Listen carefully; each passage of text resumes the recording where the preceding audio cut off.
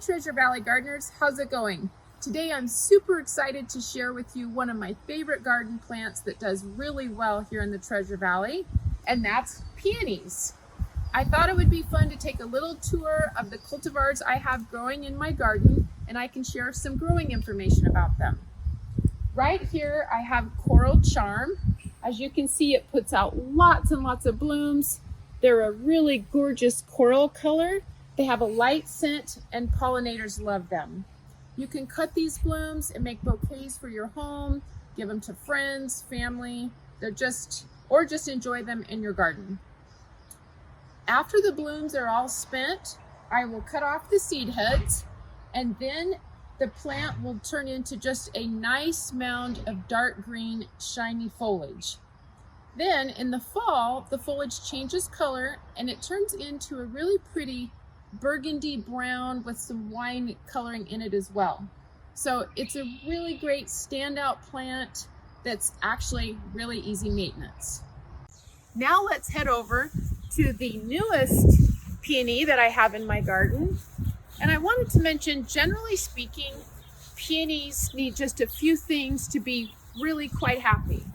And that is, they need a sunny spot, they need well-draining, moderately fertile soil, and if you can provide it, wind protection. Those are all the things that they really need. Of course, water as well, but to be happy.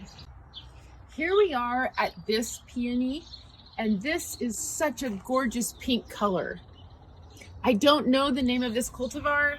I unfortunately lost the plant tag, so I can't tell you what it is, but I wanted to show this is a 2-year-old plant in the garden, and it's already putting out quite a few blooms. The other thing I wanted to show here is the support system that can be used to support the stems of the peony, since the blooms can be very heavy and they'll have a tendency to flop. If you come closer, you'll see here, this is a peony ring or a peony cage. And basically, you can get these at any hardware or garden store.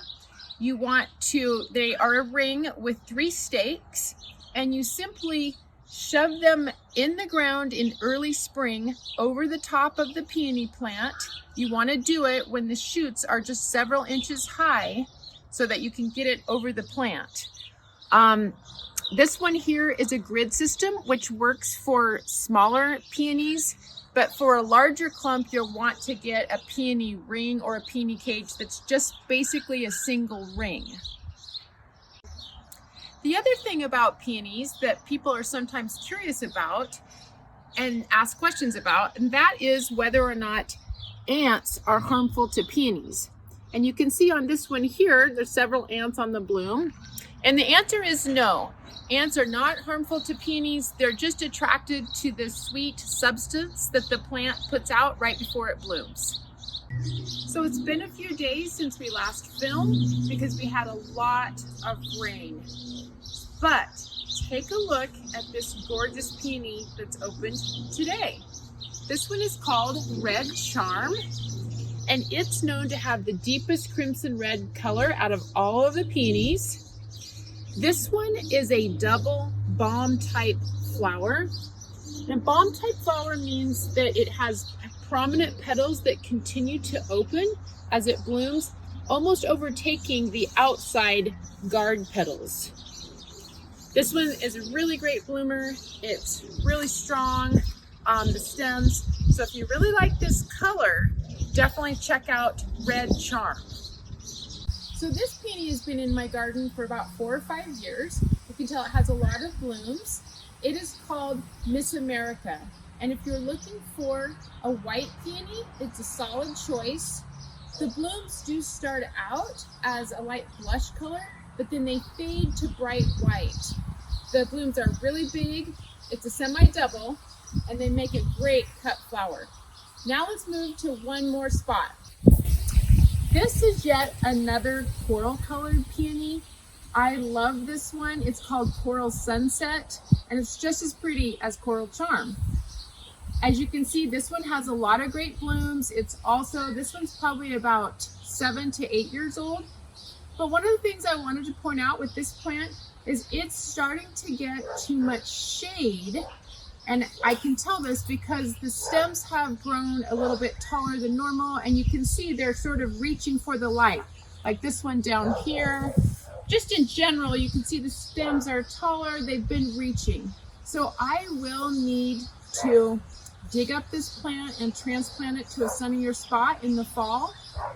But today I want to enjoy some of these blooms inside. And one of the things I wanted to mention is people often ask when's the best time to cut peony blooms so I can take them in and enjoy them inside my home. And there are some things that you can look at to really understand the best time to cut a bloom.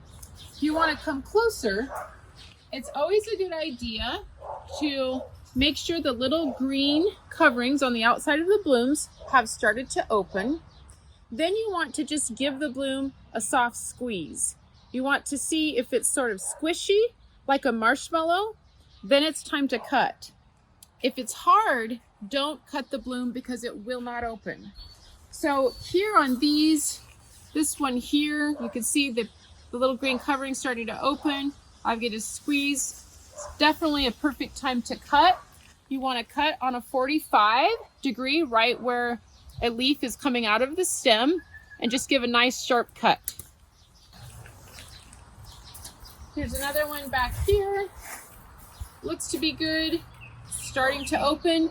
It's nice to take a few blooms inside for bouquets because they are able to open a little bit slower if you have your house cool than rather than if it gets really hot out here all of a sudden.